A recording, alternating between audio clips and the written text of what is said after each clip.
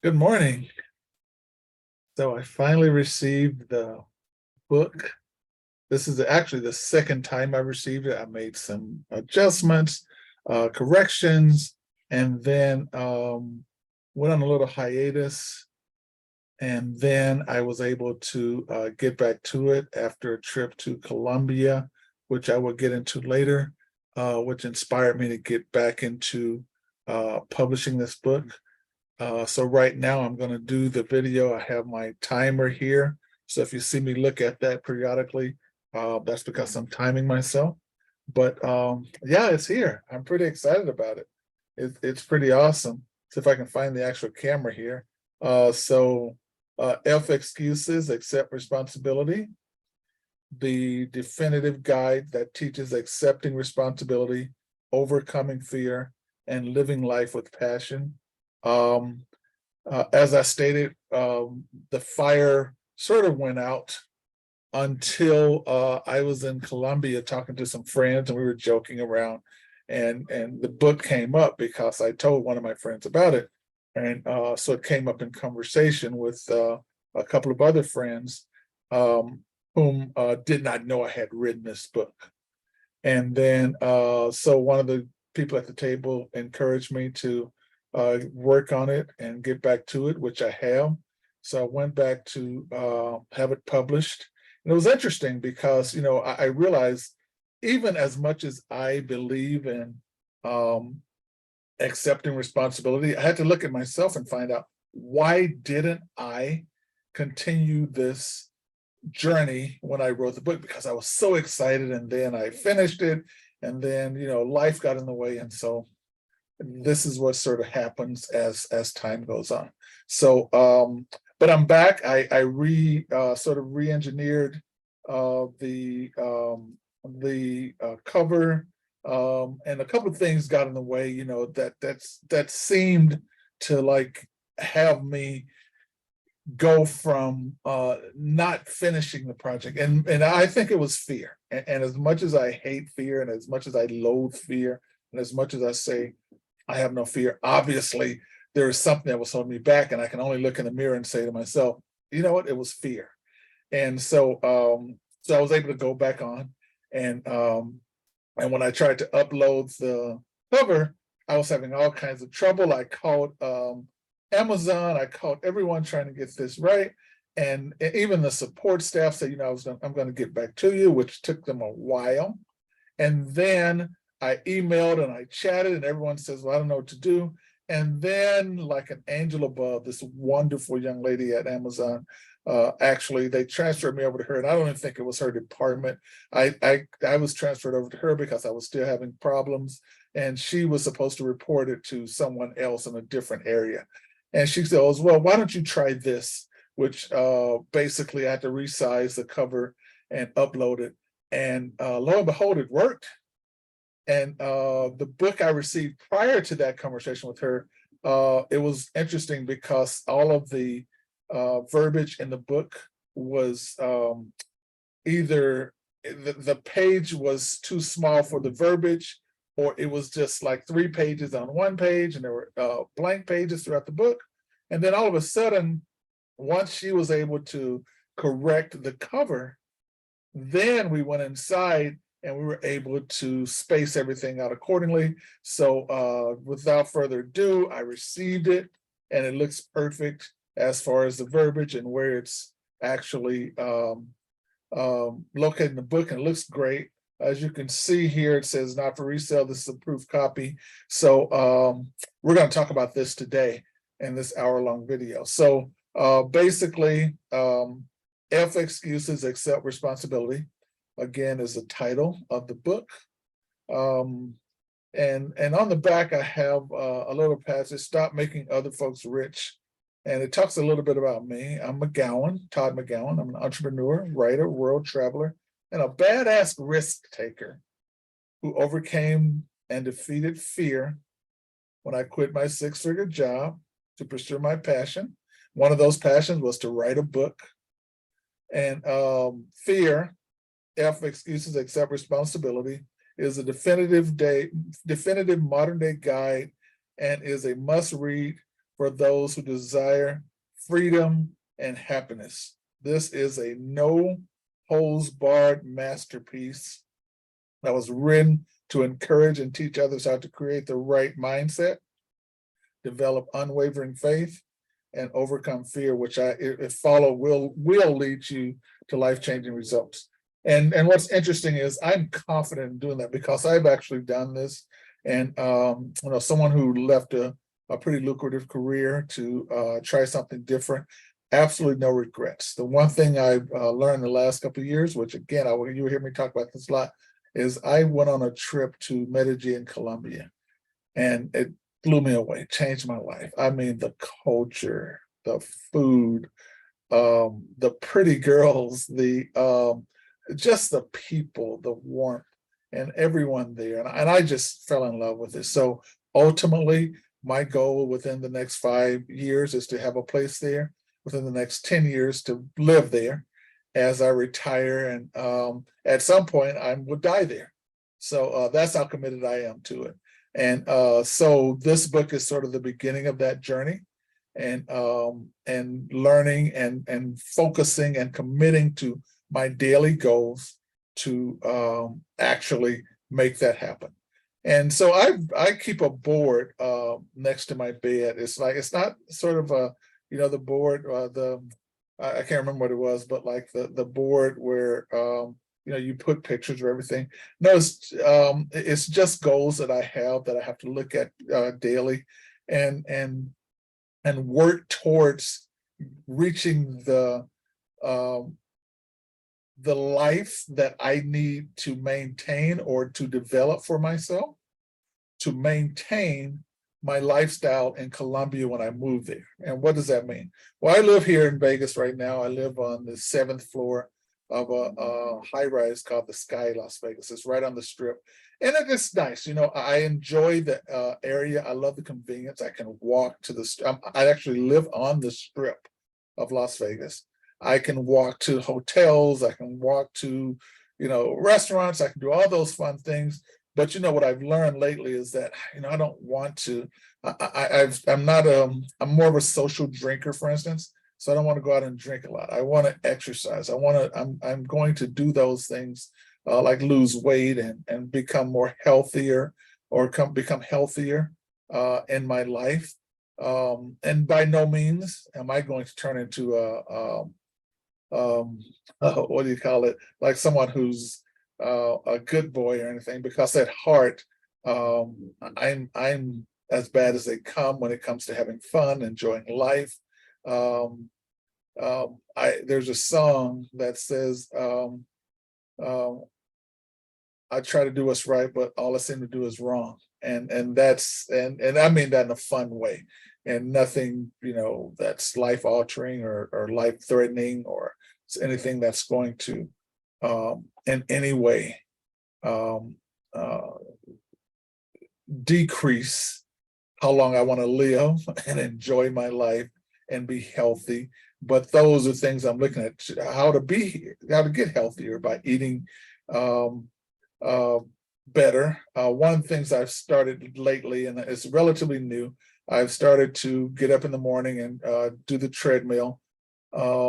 And it's interesting, I read an article that said if you do the incline at 15 at the speed of 3 miles per hour, and for 30 minutes, that's just like running. So what I've started to do is I do that in the morning, and then I've been walking in the afternoon. I love the fact that daylight savings time, and now it doesn't get dark until 6:30, 7 o'clock here. And so I can go outside and walk. It's not hot in Vegas yet. It's kind of chilly and cool, and which is great. When it gets hot, I have to make other alternatives, but you sort of get used to it after a while. I've also embraced an interesting diet. Like this morning, I bought myself something that I think is excellent. It's a juicer, and it's great because what I've begun to do is take fruit. So I take an apple, an orange, a lime, ginger, and apple cider vinegar, and I actually juice that or make it a liquid form and just drink that straight in the morning. And then drink a gallon of water a day. And then after that, I try to, eat as healthy as possible. So the one thing that I saw this, it's not really a diet. Again, I'm not vegan, vegetarian or anything. I just want to eat healthier. So I saw someone was talking about a salad. I saw it online, which is basically kale, onion, boiled eggs, tomatoes with balsamic vinaigrette dressing, which I'm not crazy about. I don't hate it. It's not my favorite by any means, but it's healthier. So I was able to get something that was sugar-free by one of the as opposed to make my own, because I'm not ideally I would make my own, but at this point I'm not at that level yet. So I was able to find a sugar-free vinaigrette dressing. And so I've been trying that. And then like I said, I just started my journey again. To go, I've ran 5, 6, 7 marathons, I can't remember.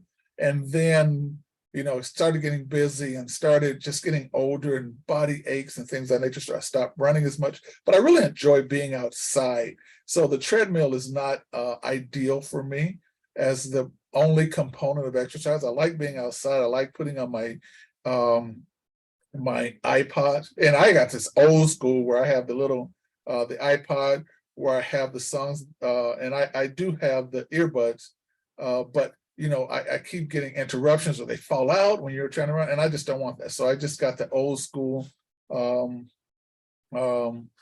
iPod, and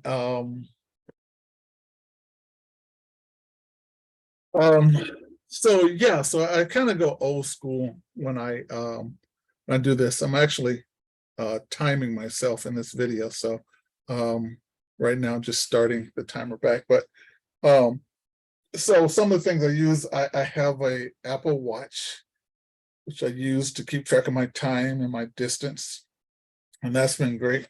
But like I said, I have this old school iPod with the cord that's actually attached, and I can put that in when I'm running. And unlike, and again, maybe it's my ears, I don't know what the heck it is, but unlike that with the ear pods or the buds and you put in your ear, this doesn't fall out. Even if they do fall out, I just put them back in, as opposed to ear pod falls on the ground and things of that nature. And then I've also found with the pods that they typically I lose if I'm in a certain area, I don't always get the best reception. And so that drives me crazy from running. In the flow, if a song is on, I don't like it being interrupted, but in this particular case, that prevents it from happening. And the one thing that I also have is water. I've been drinking a gallon a day. So the goal, and I'll start in the morning. So if I wake up at 6, and then I'm usually, after I get up and just kind of, do things around the house or, brush my teeth and all that, I try to make it to the gym by 6:15, 6:30, depending upon, and I'd have a gym in my building now.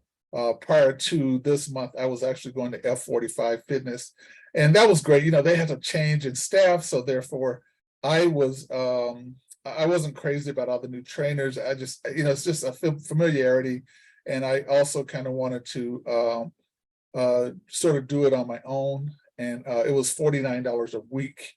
And I just wasn't, I was traveling more for work also. So there were months where, sometimes I couldn't make it because I'd leave on, Sunday or Monday and wouldn't come back in town until Thursday, Friday, and they have an online class, which I was just like, ah.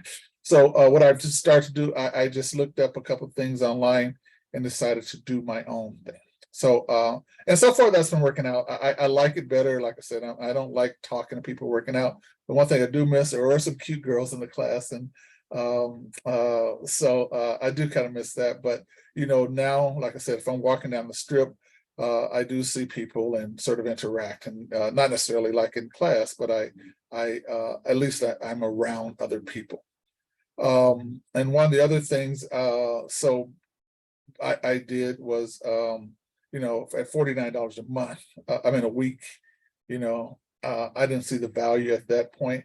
I really need to get back into some cardio driven exercise, and this was more high intensity weightlifting and things of that nature. So I'm used to the cardio aspect of it. I played college basketball, and we had to be in great shape. We had a gym that with a track around it, and we had to run from wall to wall, and so we were in tip-top shape.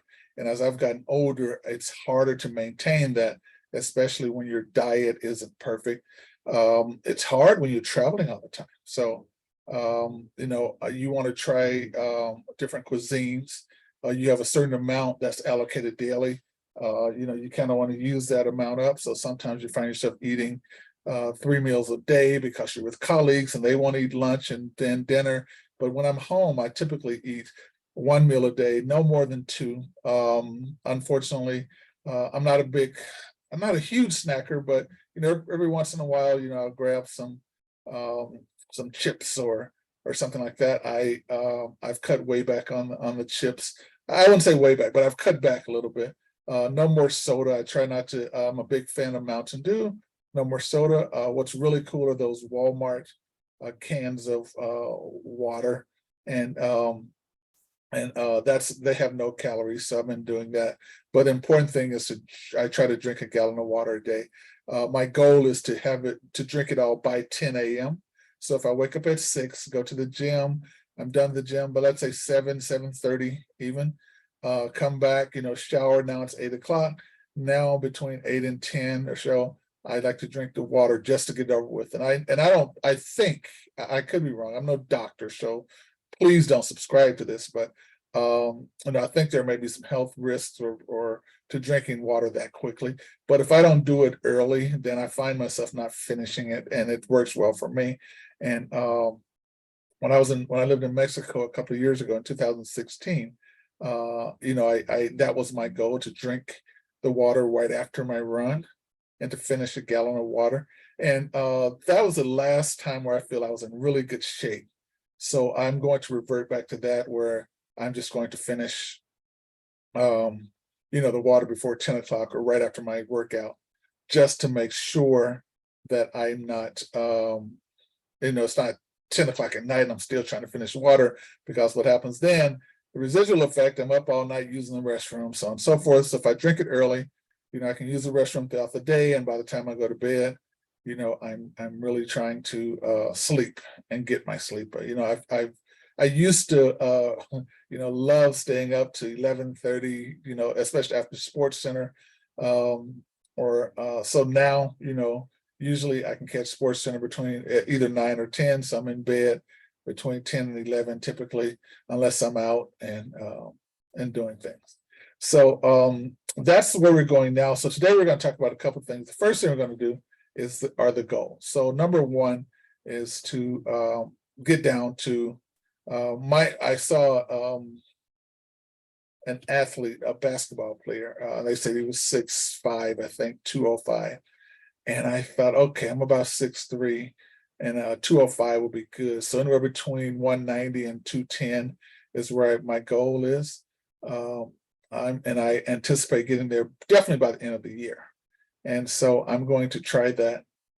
And then my next step is to start working on projects that I have in store.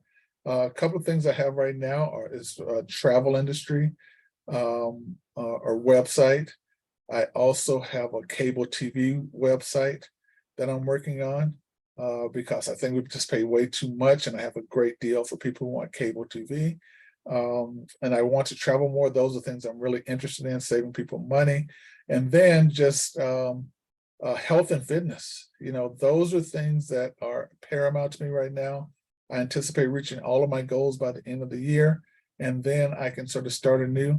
The goal is to, I have a financial goals as well, just from my online and separate businesses to make about $50,000 a month. And I just want to put that in the universe. I want that to be net after everything. What I've learned about goals and putting things out there in the universe, it's very interesting. I recall thinking, man, I would love to, I have export business. I said, okay, I would love to make XYZ, let's say 50,000 a month. Let's say I'd love to make 50,000 a month exporting product. Well, I exceeded that, but what I didn't understand at the time was, yeah, I was making 50,000 a month, but my overhead was 40,000, 45,000 a month. So I want to be very specific, and I want to make it clear that you have to be specific on your goal. So my specific goal is to net a minimum of 50,000 a month after all expenses. So if I wanted at the end of the month, if I want to take $50,000 and go do something with the entire amount without repercussions, without any having to pay anything, that's after all the bills are paid and all overhead is paid, then that's what I want. So I want to put that out in the universe right now, because that's very important to be specific. I would like my book to sell at least 1 million copies. So if you're out there, if you want a good book, a great book, what I think is awesome, and to motivate you to get up off your ass and go do something and not be miserable, then I say that I think this is a perfect book for that. So without further ado, we're going to jump into some of the chapters of the book and go through what I was thinking. So the first chapter is just sorry, Mom. That's about, I use some language in this book that I don't think my mom will be particularly, I've never used it around her, and I don't think she'd particularly be pleased if she saw that some of the stuff I said. But, I wanted it to be real, and so people can understand that it's not easy. And this get rich quick type mentality or instant gratification, I didn't want to be a part of that. Let me rephrase that. Trust me. And this is where I disagree with people. It's not that I did not want to be part of that, because who wouldn't want to get rich quick? The fact of the matter is, it's not realistic. And in order to get to the next level, we have to be realistic. And so, so get rich quick is probably not the way to go. But for most of us, some people it happens. But for the most part, you really have to put in the work. And then, so that was the first part, was just telling Mom sorry for some of the language I used. And then the next thing we talked about, the next chapter is just an introduction, and it basically talks about who I am, what I'm doing, who the heck am I to write a book, why am I writing a book, so on and so forth. And what's interesting, it starts out by saying, let me start by saying this is not your parents' motivation book. This is a call to action for those who want to exceed their dreams and live a life of passion. You have been warned.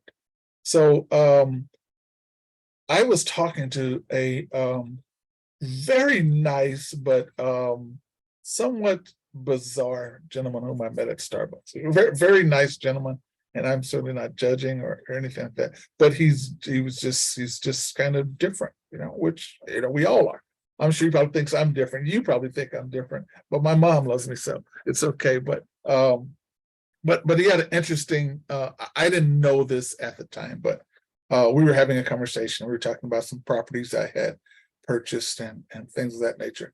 And he said, we were talking about getting some work done on one of the properties. And he said, well, he made the statement that we've all heard 1,000 times. He says, the early bird gets the worm.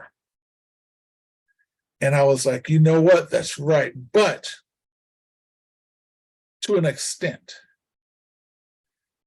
the early bird doesn't always get the worm. The early bird who takes action gets the worm. Because I've been early, and we've all done it. One of the hardest things I've ever done was, my goal was to do a 15-mile run.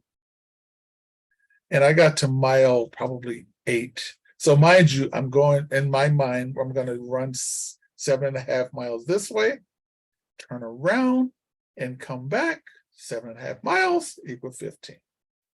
Well, I get to mile 8 and I'm done. But I'm still, 7 miles from my home. And I'm like, holy crap. So I actually had to walk back.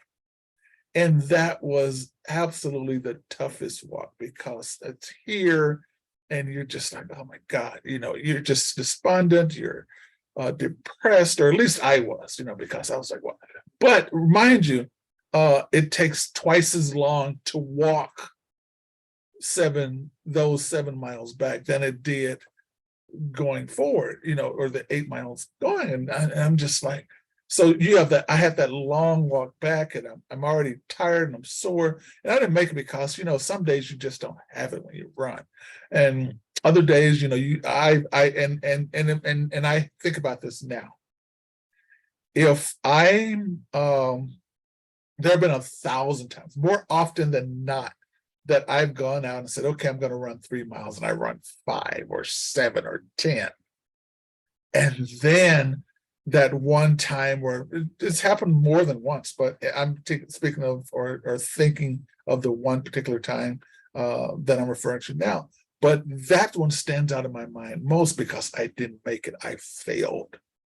And that just stayed with me. But that walk back was hard. It was tough. It was hotter. It was longer. It just felt, I was thirstier. I felt awful about myself. And I questioned myself, what are you doing? So on and so forth. So a couple of things I learned from that it's kind of good and bad. But one was the fact that, number one, most of us judge ourselves, are more critical of ourselves, are harder on ourselves when we fail, which in essence causes us to just kind of stop, which we can't do that. We shouldn't do that. This is what holds us back. But what I should have done, and I think I did, the following day, I just went out and ran the 15 miles. Well, of course, like I said, that's a win. I'll take it. That's a win. But that the day before, the Saturday, I distinctly remember it being a Saturday morning, and I was thinking, oh my gosh, wow, you're terrible. And it just really screwed up my whole day. And what I should have been thinking about was, what, all of those times where I've exceeded my expectations or exceeded the goal for the day and worked out longer or harder or ran faster than I anticipated I would, those are wins that I have to keep top of mind as opposed to the losses. So Wayne Gretzky said, you miss every shot that you don't take. And so you have to, some of the football players say you just have to, like the quarterbacks say, you can't focus on that one pass. You got to get over that mentally, and that's what makes them strong.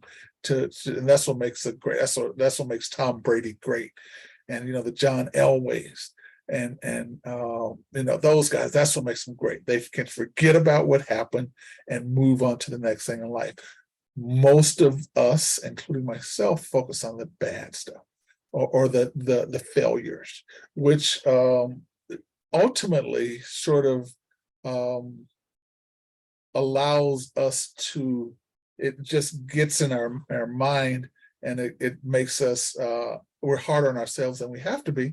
And oftentimes it causes us to just quit because things aren't happening fast enough, or they're not happening like we anticipated that they would happen.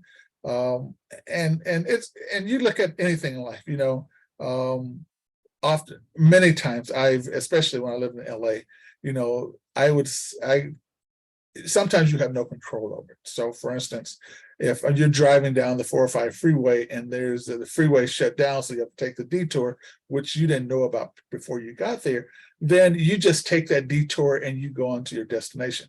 Well, that's what life is, full of detours. So if you have a goal in mind, it's not going to work out exactly like you plan all the time, but when it doesn't, you just have to take that detour and get back on track and then go from there. And that's what I had to really, really reconcile in my brain and figure out that, what, when you go on those long runs, it's not always going to be pretty. You're not always going to finish. But again, try to focus on the positives and say, okay, you know what? I didn't finish yesterday, but today I am going to work harder and finish and go through this process. And then you'll use that as motivation as opposed to a deterrent and to make you stop. So as I stated before, now I'm on a journey of fitness. And so for instance, yesterday I ran 1 mile, go from 8 to 15. Now I'm down to 1 because it's been a while since I've been outside running, but again, focusing on the high intensity, wanting to get back into more of the cardio. So at 54 years old, it's tougher. It's not like it was when I was younger. I could, running those marathons when I was younger, it was great. Now my knees hurt, my back hurts, everything hurts. So, but it's something I love to do, and I will continue to do that. So that was the sort of the introduction and how I think it's motivating to actually, to do those things and to accomplish goals, and knowing that they're not always going to be easy. You're going to have ups and downs. You're going to have failures. You're going to have doubters, and your biggest doubter is yourself, and you have to be able to forgive and forget yourself and forget about what happened yesterday, and just take it one day at a time, one step at a time. Next chapter is being content is not okay. I have a lot of friends and people whom I know that are just content with whatever life throws their way. And man, I find that tough. I find it tough to deal with. Some people reach a certain level and they're happy with that. And good for them. I'm not criticizing. Look, who am I to criticize anyway? I'm just saying for me to be content is not something that I really, really want in life. I want to, I want to push boundaries. I want to travel. I want to meet new people. I want to see new things. I want to experience new things, and nothing is going to stop me from doing that. And so I just want to be healthy enough to enjoy it and to continue this journey, because we only go around once. And I want to make sure I enjoy my journey through life. And so far, no regrets. I am really, really, really happy with where I've gone, where I've been, what I'm doing, where I'm going. And ultimately, being happy is the one thing that I think is the most important in life, no matter what your choices are. As long as you're happy with them, I'm ecstatic for you. I'm your biggest fan, and no matter what that is. Again, I'm not here to judge. I'm just here to support and tell people that if that's what you want to do, whatever that may be, then do it. Forget about what other people say, think, do. It's not my problem. The next one talks about who the hell am I? Yeah, I mean, like I said, I'm just a guy who really I tell my friends this when they're going through. I have a good friend that calls, him and his girl are having problems, for instance, when they're complaining and all that. And I tell them, you're in a toxic relationship and you need to get out of this relationship. It's just my opinion, but who the hell am I? I'm just, and I always preface it by saying this, look, I'm just the guy who hasn't had a bad day since like 1998, and it's 2023 now. I am the guy that is always happy. I don't let anything get to me, anyone. I don't lose any sleep about what anyone says to me, about me. It doesn't matter. And I coined a phrase that I use when people are being critical. And I said, if you don't feed me, finance me, or F me, then guess what? It doesn't matter. I mean, I have great friends who don't necessarily feed me, finance me, or F me, but I'm saying they're friends. And so those are the 4 F's that I live by. Just be a friend who supports me. I look, I'm going to be financially secure. I've invested in real estate and things of that nature. So financing wise, that's great. Feed me. I'm not a great cook, but now that I'm eating more veggies and I can buy some kale and throw it in a bowl and all that stuff, and thank God for microwaves. If I need some other food, or I just go to a restaurant and grab a bite to eat. But so I can feed myself. And F me, look, there are beautiful women all over the world, and I appreciate them, and I hope to one day find someone that appreciates me and I can appreciate them, and we can communicate. And no, with no drama. That's it. No drama in life. I talk about some of my influences also in this book. Some people like one of the people, my mother, of course, my parents, they were always great. They worked really hard, and I appreciate them a lot. I think about some of the, we all have celebrities that influenced us, and people on TV and people in different places. And someone like Bill Gates, who was, he was a dropout. The Microsoft story with him, Oprah Winfrey, who's just a beacon when it comes to media. Eminem, who went through a genre of music that was, and he just blew it up, and he respected those who came before him, so he did it in the right way. Someone like Ellen, who was, I think Ellen is one of the funniest people on earth, she, when she came out and people thought her career was over, she ended up having a talk show for many, many years. As a matter of fact, Oprah or Ellen was interesting because I was in China with someone, a potential business partner, and we were talking, and he made a comment. We were talking about like comedians or something like that, and he goes, I said, well, I think Ellen's funny, and he said, well, I don't think women are funny. And I'm just like, okay, I don't want to do business with idiots like that. Really? That's what you think, guy? Really? Someone like Steve Jobs, who just did so many great things. One of my biggest influence, and I have a shirt that's pretty interesting. It said, in the book, I talk about it as the Prince effect. And it was pretty interesting because when I was young, you're at that early age, 12, 13, where you're kind of goofing, you don't know what life's going to be about. I heard a song by Prince called Controversy. And the lyrics says that people call me rude. I wish we all were nude. I wish there was no black and white. I wish there were no rules. And I was like, wow, he gets it. And one of the lyrics, the other lyric that really stood out was, life is just a game. We're all just the same. And I was like, okay, that's how I feel about people, and accepting and having people of all walks of life and respecting people, because we're all the same. And if we just did that, I think the society will be much better, rather than assuming things about people. And treating people differently. But look, I believe in respecting everyone. But Prince brought that, he was always about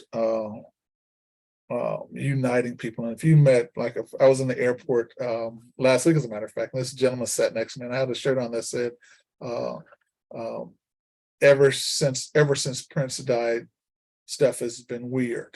And he was like, "Oh, that's cool." And he had actually the Prince symbol tattooed on his body. And I was just like, "Wow, that's interesting."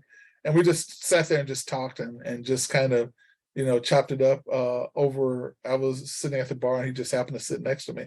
And it was actually pretty funny because that community of people who appreciated the artistry of Prince as well as the body of work. I mean, the lyrics, the work ethic, everything that Prince stood for. I'm here for it. And so sorry, my phone's ringing, and trying to get rid of that right now. But yeah, the artistry and the music and because I saw him in concerts multiple times, and he just never took a day off. I mean, the guy was just multi-talented, and he felt that his talent, his God-given talent, had to be used. And the people like Prince and Kobe Bryant was like that as well. They worked hard to show that their God-given talent was they weren't going to squander that. They were going to use it to the fullest. And I have to admit, it took me a while to realize what my God-given talents were or are. And I think it's just, talking to people and being entrepreneurial and letting people know that it's not the journey is not easy, but if you work really hard, we can make it. So that's something that's really near and dear to me, just to let people know that. Some of the personal failures, the next chapter talks about my personal failures. And boy, have I had many. And it's been frustrating. When I left my company, it was, there were times where one of the biggest things I hated was having to work on Sundays. And I don't mind working weekends but Sunday just seemed, I just want that day, not even to stay home and rest. I want to go do Sunday fun day and go hang out with my friends. But if I was working all the time, I was missing out on that. And it just drove me crazy. So that was the one thing that was one reason why I really wanted to sort of, do my own thing and have more freedom because of Sundays. And I just really enjoy, whether it be doing nothing or doing something, I want to make that choice on Sunday. And so that's something that I've really want to continue to do. And when I eventually move to Columbia, I certainly want that Sunday time just to kind of hang out and do nothing or something if I want to. So that's very important to me. We touch on depression a little bit and how, even though you don't know it, we all go through depressing times, ups and downs. And as happy as I am and as committed to being happy and committed to having no drama in my life, when I'm the last couple of weeks, maybe month, when I wasn't working out as much as I needed to, I had to ask myself why,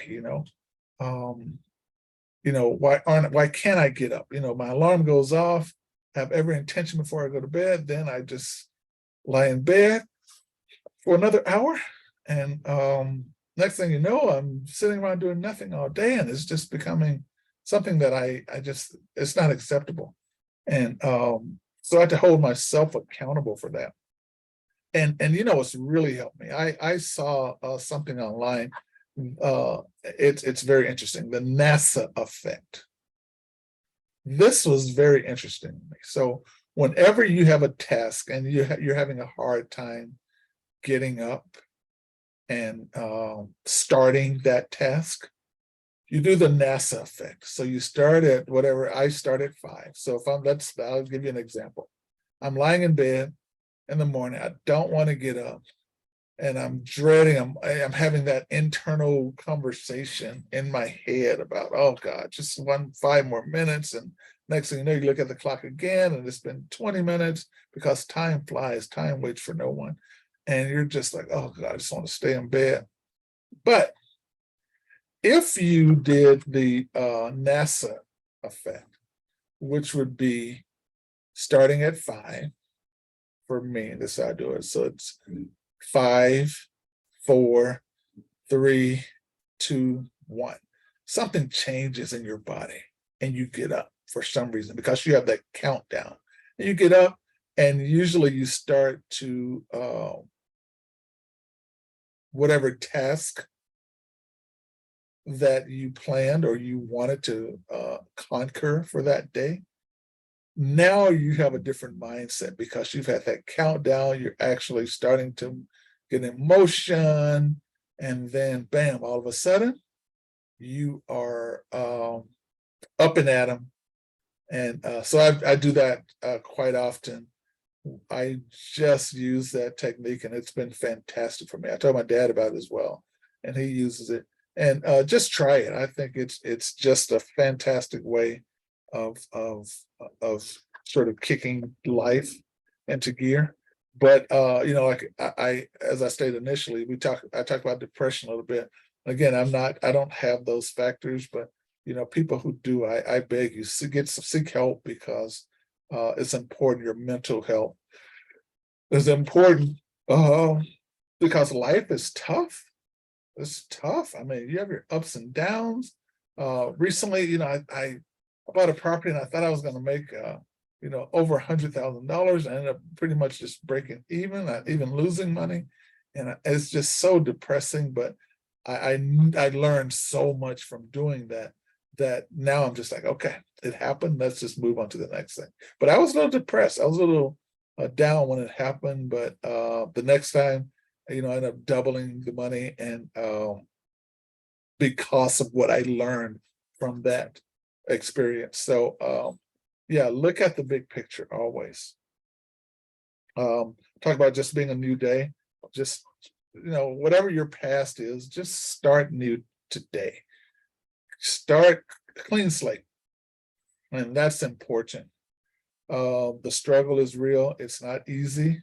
Again, there are no get rich quick schemes. There are work hard and reap the rewards schemes out there. And if you do that and you go in with the expectation, then that's what you need to really, really focus on. And no matter what the situation is, whether it be relationships, work, life, no matter what, everything's going to have its ups and downs. So you really have to realize that that's just part of life and nothing's perfect. Time to change. Again, once you recognize those things, you have to change your behaviors. You have to change the way you think, the way you, in many cases, the way you walk. You know, I saw I in my mind's eye, I'm envisioning this now. I was in really great shape right before the pandemic happened. I was really happy, and I remember going to this local bar and just confidently walking up to women and just talking to them and, you know, feeling confident. And they felt that, you know, I exuded confidence. And even when they were not interested, it wasn't like a big deal. They were nice, and it was an enjoyable conversation, and it wasn't about hooking up or anything. It was just about the experience and the conversation. But the more confident I was, and the more confident I am, the more success I have. And I realized my confidence comes from within, but it also comes in with how I feel about myself. You know, like right now, I'm not in the best shape, so therefore, I'm still pretty confident. You know, I'm on my life. I've always bordered on cocky because that's just who I am, without being offensive and being respectful. But eh, you know, that's just who I am. But on the other hand, there are times when I need to be in better shape. And when I am, oh my God, I'm good. I mean, I'm really, really good at what I do and who I talk to and who I communicate and how I communicate. And so yeah, I like that feeling. And what I wear, I can wear. I bought some suits a couple years ago, and I can't wear them now, but I guarantee you I'll be in those suits pretty soon. And so I have a couple of suits now that are bigger than I've ever worn before, but I just need them for projects and work and things of that nature. But I hate it. I see it, I hate it, and I look in the closet and I see those suits I bought that I need to be in, and I'm going to get in those soon. Um, uh, Fix yourself first. Very important. Many people rely on other people to come in to find happiness. You have to find happiness with you before you can find happiness with anyone or anything else, no matter what it is. Find happiness within yourself. Passions versus dreams. We can be passionate about things, but does it pay the bills? I'm passionate about basketball at this point. I love it. I love watching basketball. I keep track of it. I'm a big fan of it. But those days are past. That's a passion I enjoy. But my dreams are, like I stated earlier, was to accomplish that 50,000 net income per month after everything is paid, and then moving to Medellin, Colombia, and enjoying life, enjoying the cuisine, enjoy all the things that it offers that I absolutely love, and maybe travel more, not maybe, but I will travel more to different countries because I just love that and I enjoy it. So differentiating between passions and dreams, and monetizing those dreams and finding out how to do that, how to if you're passionate about something, and make it your dream and then monetize it. And if you can do those things, then life is great. You're going to be happy. Free your mind of all the next chapters talks about just freeing your mind about all the negativity and all the people around you who are negative. I mentioned earlier the friend that is always having problems with this girl, and she's he's calling, but they're having ups and downs, and I'm just like, look, man, it just rubs off, and that negative energy, I just don't want to deal with it. Either stay together and work things out, or go your separate ways. But don't stay together and be miserable, because life's too short for that. And I just don't believe in that. One of the most important chapters is STFU, shut the beep up. Just listen. I have another friend who's married, and he fought, kicking and screaming, and and him and his wife were fighting all the time. I'm just like, look, dude, just shut the blank up and listen, and just try to not to be so, pick your battles. Don't be so combative about everything. Everything doesn't have to be an argument. Hey, if she wants you to, put the toothpaste upside down in the bathroom because that's how she likes it, guess what? Do it. Do it. Don't. She wants you to, she feels better that, you sweep the floor after dinner. Do it. Whatever that may be, or take the kids out for a walk while she takes a minute because she's been home with the kids all day. Just do it. Don't argue about everything. And I've never been an argumentative person, but just finding the negativity in anything is easy. And just find the positives, focus on that, and do them. Don't complain and have an attitude, because if you do that, then it's going to make the relationship much better.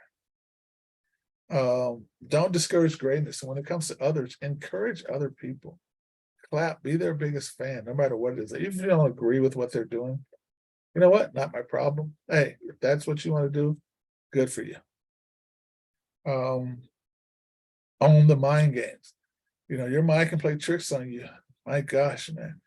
The mind will say, hey, stay in bed when you want to get out, when you should be getting out. But your mind wants to stay in bed for no reason at all. And I've done this 1,000 times, so I'm sure you have too. You're sitting in bed, you need to get up. You all of a sudden, it's an hour, 2 hours later, you're on social media or doing whatever. I happen to love reading the news. So I'm reading the news. All of a sudden, it's an hour and a half later, and you're just like, man, what did I accomplish by doing this? And it's usually absolutely nothing. So I'm just I can't tell you how your mind can play tricks on you. And usually the person that holds you back the most, holds us back the most, are ourselves, because we're fearful. We don't really know how to proceed to the next level. And there's no course, because everyone's journey is different. So once you take that journey, you just have to keep going down it. And no matter what your beliefs are, God, I don't know whoever you believe in, but somehow, some way, I believe that higher power will guide you through. So that's just really important to understand that. I call it the ass clowns, which I think is a really cool word. And it's pretty interesting, because I used to my I had a boss who was just that. He was an ass clown. He didn't know anything about his business. I don't know how he got the job. He was an embarrassment. And he was just an ass clown. That's it. I don't know you know how to explain any better than that. The guy was just dumb. And and I felt it was beneath me to work for him. That's how bad he was. And ultimately he did get fired. And but by that time, I on the other hand, I have to thank him, because his incompetence and he was just not, he was so bad that he made me realize that, gosh, I can do better than this. I mean, if this guy's my boss, I mean, what is this world coming to? I just had no respect. So that was the one thing I'm glad I'm able to do. If I'm not happy in a situation, I'm out.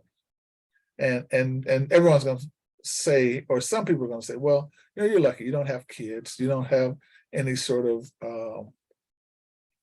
things that'll keep you, obligations, I guess. And I get that, and I know it's probably tougher. And those are decisions I made. But you know what?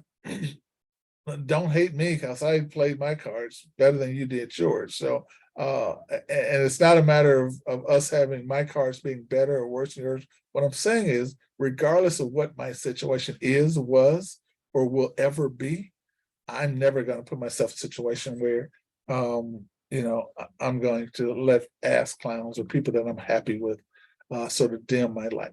Not going to happen. A theory of half, we talk about how you can use half of things in order to make life a lot better for you. So for instance, I told you about that run I did. So the next day I was, again, 15 miles, had to walk back. The next day I tried all over again, and I was able to finish, because I looked at it, first of all, making 7.5 miles, and then I focused on that, and then I turned around. So again, you don't have to, I think the term is, you don't have to eat the whole elephant at once. Save some for later. And when you do that, then there's no reason why you won't finish the job you started, which is pretty tough. I have a short-term memory, like I said before. Quarterback throws an interception, he has to forget about that. Point guard throws a bad pass, he has to forget about that. Next play, life goes on, the play goes on. Baseball, player gives up a home run, pitcher gives up a home run. Guess what? Unless he's put out of the game, he has to go pitch again, either this game or next game. But he can't keep focusing on that pitch over and over and over again, because you know what? He's going to keep throwing that same pitch and getting smacked out of the park.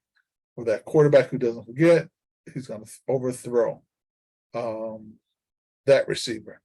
And so you really have to keep in mind that it's up to you to actually determine how you're going to live your life and mentally get through those things when you have a setback. How to get back on track. That's important. Learn from failures. That's tough. When I fail, I'm just like anyone else. I get depressed. I get I try, but what I don't do, I don't let it last forever. I don't let it linger. Look, you failed. Admit it to yourself first and figure out how you can get better in the future. That's it. Don't let it linger. It's happened. Life goes on. Just continue to do such. Overcome that failure. Okay, think about it, deal with it. It happened, admit it. Let's move on to the next thing. Set up a few wins for yourself. So, for instance, if you want to do a 10-mile run, then don't start at trying 10 miles, do 1 mile. Wow, I win. Do 3 miles. I win. Now you do 5 miles. I win. Then you get to that 10th mile, you're like, shit, shucks, I'm winning. And that's important. So once you do those things, then nothing. The term they use is once you get to that level, the sky is the limit. Nothing can stop you after that.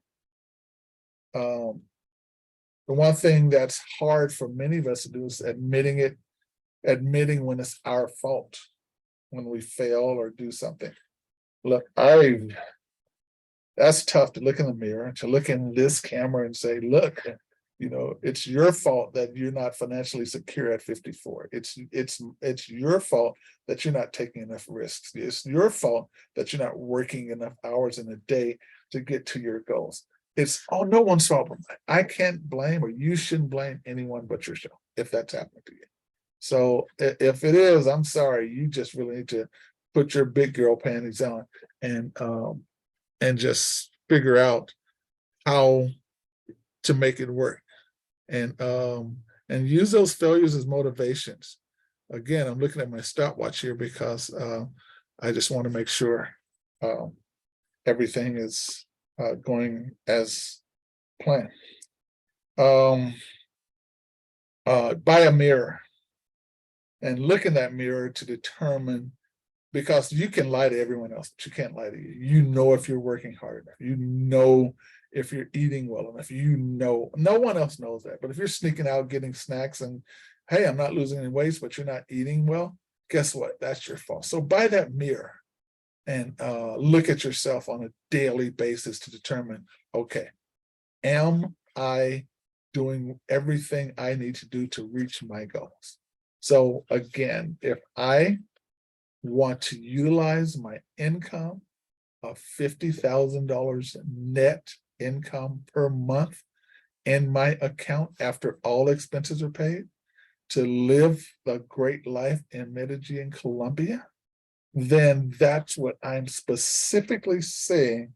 And I'm going to look in that mirror and say, what am I doing on a daily basis to get there? And if I don't do things on a daily basis to continue trying to reach that goal, guess what? I'm not gonna reach it.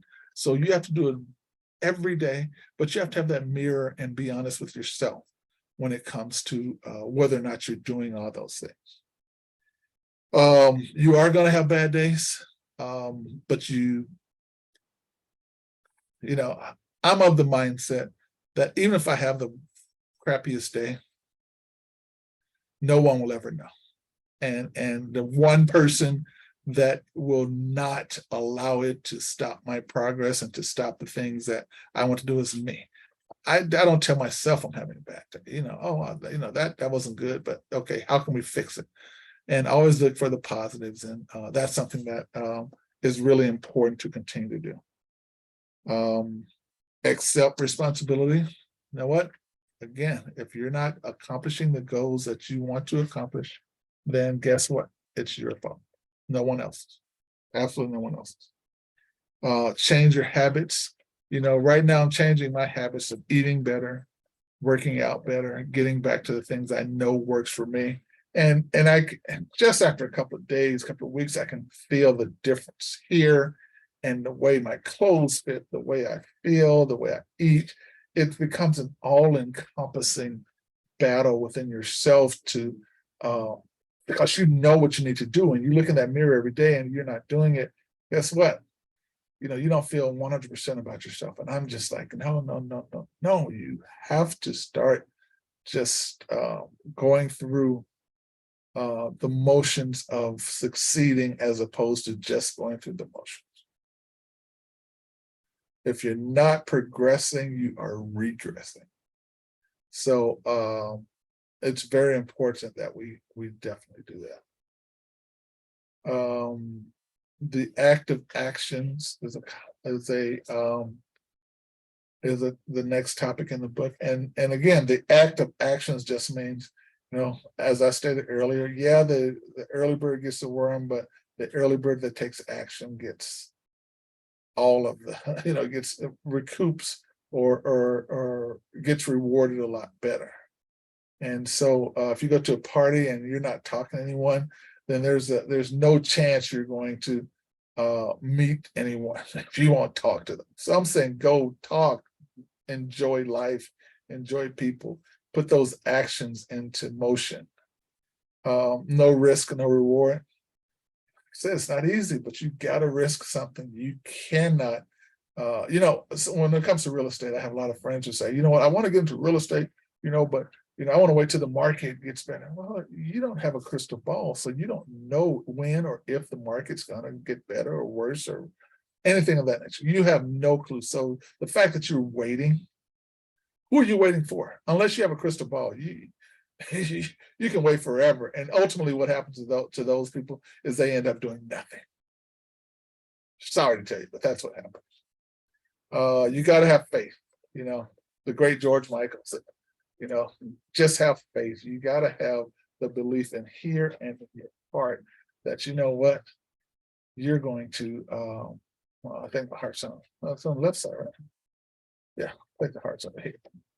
So a beating, but yeah, you just got to have faith and believe that you can, and don't let anyone deter you from making that happen. I have clients from all over the world, and some people said certain clients would not deal with you because you're not, you're not one of them, so to speak. I'm like, oh, I'm a human being. I don't need to. We don't have to have the same ethnicity or gender or anything. It doesn't matter. The bottom line is that, can we help each other? Are we a good fit for each other? And if we are, then great. Let's do business. And that's how most people think. And it's interesting because I think you earn the respect, and then that respect just sort of grows and evolves, and word of mouth and things of that nature. So don't be afraid to talk, to communicate, deal with anyone.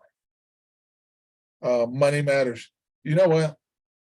People say money don't make you happy, and maybe it doesn't, but it don't make you sad either. And I'd rather be. I've been broke, and I've had a lot of money, and I'm not going to lie to you. It feels a lot better when you have a lot of money in your bank account. You can do more and see more, and and maybe money doesn't buy happiness, but damn, it buys stuff that'll make you happy, whether it be temporarily or just the options is really important. So I think that's what those people who say that money doesn't bring happiness are usually broke. So money does matter, and the power of money is it allows you to have better things. I saw these videos. I see them all the time. I'm sure you have too, where they're like, it's like a gold digger experiment. A guy walks up to a girl and she says, no, I don't like you. I don't want to talk to you. And then he goes to this Lamborghini, and then all of a sudden things change. She wants to talk to him. She wants to go for a ride. She used to have a boyfriend before she found out a Lamborghini. All of a sudden, no, she doesn't need she doesn't have a boyfriend anymore. So, you know what? Money has power, and the most powerful, I speak for me in this situation, but I will say God's greatest gift to man is woman. And the most powerful tool that a woman has is her ability to attract man, and her sexuality, and her sensuousness, and the femininity of a woman. That's powerful to me. I love it. I mean, the nails, the heels, a feminine woman. There's nothing like it. And I just think it's God's greatest gift. No excuses. At some point we got to stop blaming other people. There's just no excuse for not being successful and doing what you want to do. And I truly believe that if you do that, if you take action and stop making excuses, there will be success. And I have a couple of writer's notes in here, and it talks about some of the things that the top 10 things that people use, different excuses. I'm too old. I've never done that before. I don't have money. He or she, my husband, spouse, will not support me. I don't have time. I could never do that. You just wonder why. And some of the things, I have a 10-step process about how to actually overcome that. By having the right mindset. And basically, all of the noise, just learn how not to listen to the noise. And if we do that, I think we are ahead of the game. And the more I do that, the more I see that, the more I induct that into my lifestyle, the better off I am. And so it's something that I hold near and dear, and I certainly hope that I can continue to learn and grow. And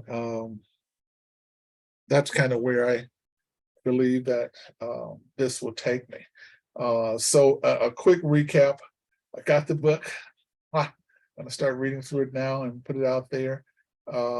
Moving to Medellin, Colombia, 50,000 net income per month after all expenses, and enjoy life, travel, see different lands, and enjoy all the fruits and labor that God has provided on this green earth, that I just really, really, really believe that I deserve.